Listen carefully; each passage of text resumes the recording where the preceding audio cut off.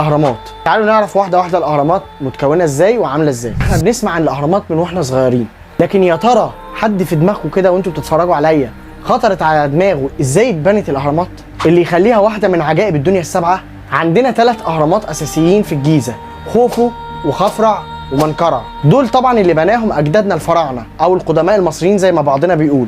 بقالهم اكتر من 4500 سنه مبنيين. بس على فكره السر مش في المده خالص، السر في اللي استخدموها عشان يبنوها صح. تخيلوا ان الاهرامات دي مبنيه من ملايين الكتل الحجريه، كل كتله في الملايين الكتل اللي في الاهرامات وزنها تقريبا 2 طن.